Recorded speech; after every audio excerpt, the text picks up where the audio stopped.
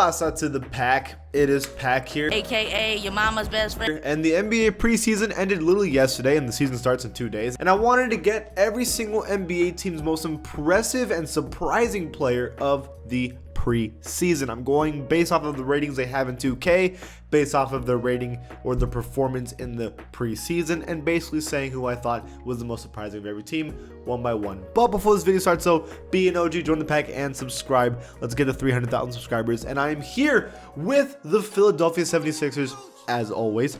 And the player that I thought was the most surprising was actually Shake Milton. He is a 76 overall, 23 years old.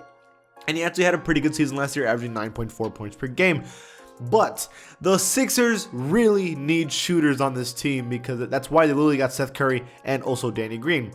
But Shake Milton is also going to be a surprisingly good shooter for the team. He averaged 17 points per game on 4 assists in 2 games he played, and they're going to need him to put that kind of efficiency and points up if they want to succeed in the NBA. For the Milwaukee Bucks is actually, and I'm actually really excited to talk about this one, DJ Wilson, a 70 overall on 2K. But this is the thing about DJ that I really like. So every year I usually predict an NBA player who I think is going to be really good. I've predicted CJ McCollum. I've predicted Draymond Green. There's players that I saw that I was like, I think they're going to be really good, and they end up being really good. And I said DJ Wilson was going to be good, and it never happened. And he's 24 now. But in the preseason, he averaged 7 points, 4 assists in 13 minutes a game in 3 games. That means that he could have a breakout year this year. And the power forward position outside of Giannis isn't like crazy on this team. They do have Bobby Portis, but he just did okay. So who knows? DJ Wilson could get those minutes, and he could be a very important piece, and maybe he could explode this year. Who knows? For the Chicago Bulls, if anyone to talk about, it's Kobe White, putting up ridiculous numbers of 16 points per game, 4 assists in 4 games. He was efficient, he was consistent, and he was putting up monster numbers every game, except for I think the final game he played. He was playing very good the whole preseason, and he's going to be huge, I think, in time. For the Cavs, I think there's no one else to really talk about besides the rookie Isaac Okoro. I mean, he played out of his mind. I mean, these rookies have no summer league. They get a couple preseason games to be thrown into the NBA and get ready for the season. And in this preseason, they're not playing against other rookies. They're playing against a bunch of grown NBA players. And Isaac Okoro stood his ground, averaging 11 points on 4 games played with playing very good defense. I think he played fantastic. For the Celtics, I think I want to talk about more than anybody is Jeff Teague. After having a rough season with the Hawks last year, him going on the Celtics I thought was a pretty whatever move. But in the preseason, he averaged 11 points in 2 games and only 16 minutes a game. I think he could be a very solid backup point guard for the team. We'll see after Kemba Walker. I think he's going to have a good season as well, for sure. For the Clippers, honestly, it was a pretty bad preseason for the Clippers, but if I had to pick somebody, I say Luke Kennard. It was already a huge pickup for them in the first place, because on the Pistons, there was a month where he was averaging 20 a game, and he's an amazing shooter, so it's very important that he's on this team because he's good. And in the preseason, he was averaging 7 points, 3 rebounds in 3 games on 19 points per game, which isn't amazing numbers, but he was playing solid and he was shooting solid, and he was really the only one on the team doing even kind of okay. For the Grizzlies, easily in my opinion is Kyle Anderson. Kyle Anderson averaged 12 points, 6 rebounds in 22 minutes in 4 games and shot very well the whole time. There's a lot of players playing really good on the Grizzlies, but this West is stacked, and we'll see if they can make the playoffs this year. But John Morant, I'm sure, is going to get even better and lead this team even more. For the Hawks, if we're going to be honest, the Hawks had a really bad preseason as well, but the player that I thought stood out the most for this team is DeAndre Hunter. I think that he had a fantastic preseason. I believe he averaged 15 points per game, and he was the leading scorer for the team in the preseason. He's also one of the best defenders on the team, if not the best perimeter defender on the team, next to Chris Dunn, obviously. So he had a huge preseason, and hopefully he's going to play like that during the season because they're going to need it. For the Heat, basically everybody, but if I had to pick somebody, I'd say it was KZ Okpala. He's only a 71 overall, and yet he averaged 14 points per game on 64% from the 3-point lineup, which I believe was the league leader in the preseason in only 2 games, but he shot amazing and definitely wants an important role in this team, and I think he might have earned it. For the Hornets, I know that all of you want me to say LaMelo Ball. I get it, and he played well, even though he shot terribly. He's a rookie and give him time, but I think he had amazing playmaking and he was showing really good vision. But I'm sorry, Terry Rozier had a really good preseason. I mean, he averaged 17, 5 boards, 3 assists on amazing shooting in 4 games, being consistent. I mean, it was always a up in the air who's better, Devontae Graham or Terry Rozier, and I always thought Devontae Graham was a better player. But who knows? After that preseason, what I saw, Terry Rozier might be the best player on this team, and he might have proven that this whole preseason. So for the Jazz, I'm actually going to say Bojan Bogdanovic, believe it or not. The reason why I say that is because he was injured last year, and so he couldn't show up for the playoffs, and they lost to the Nuggets in a series that they low-key could have won because it took them 7 games.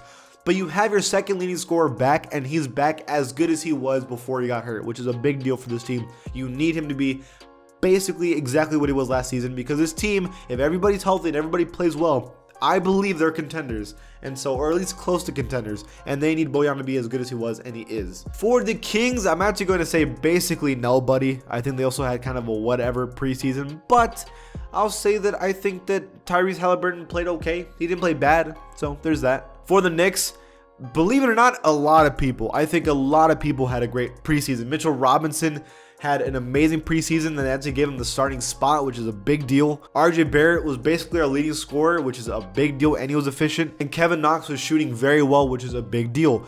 But more than anybody, Emmanuel Quickley was easily the most surprising player on this team.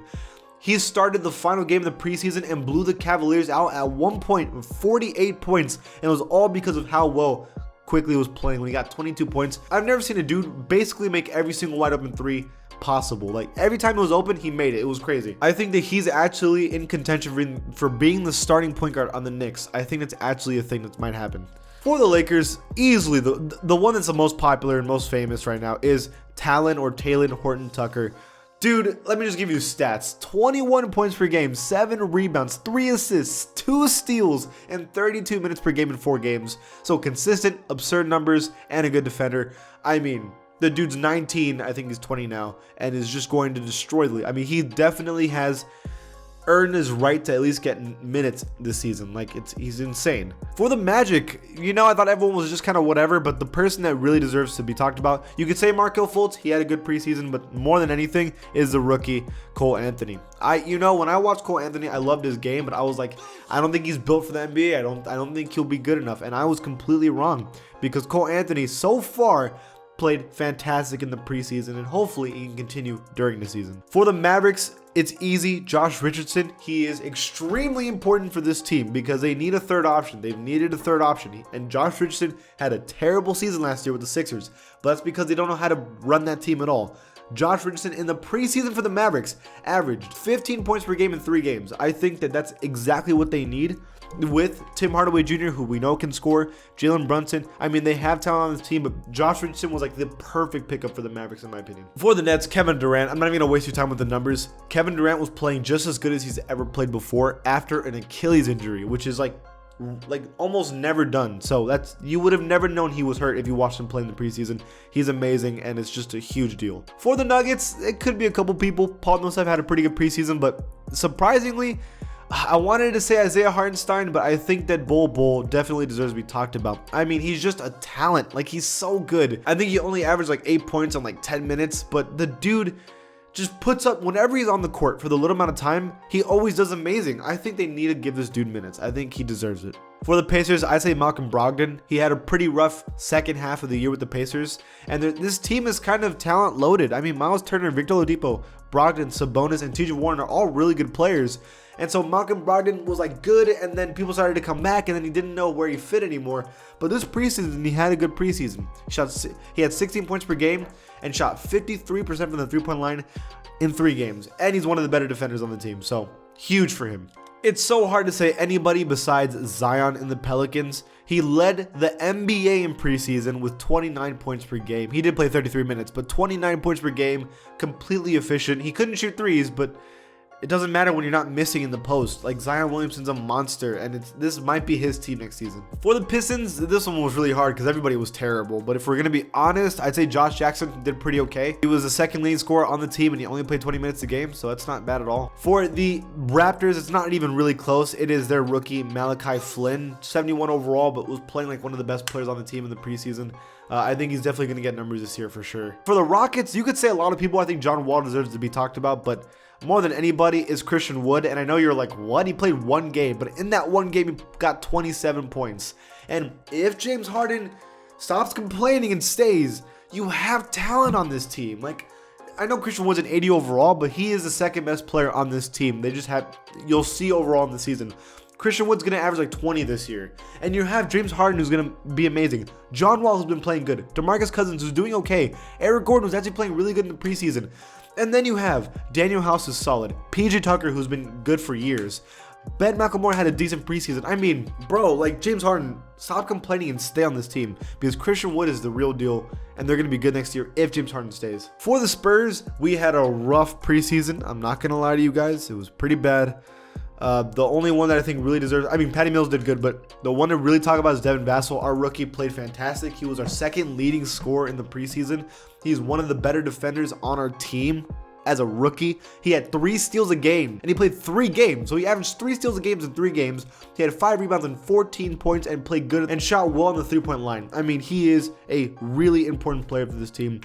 We'll see what happens during the season if they play him or not, but we'll, I'm assuming they are. For the Suns, believe it or not, nobody, I guess numbers wise, Langston Galloway, but it's not like Langston Galloway can't score. We all know he can.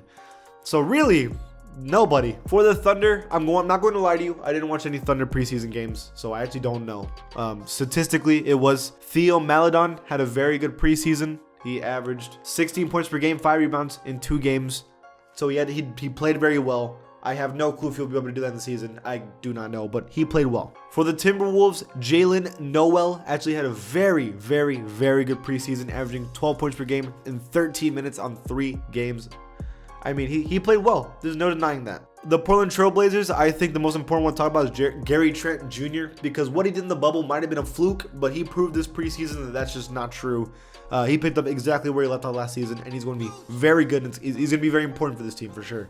For the Warriors, I think Kelly Oubre, because I had questions. I was like, I don't know. You lose Klay Thompson. I don't know if you're going to have somebody that's really going to be able to play as well as Klay Thompson could on this team. We know Andrew Wiggins can kind of score, but like we all know we're kind of about him.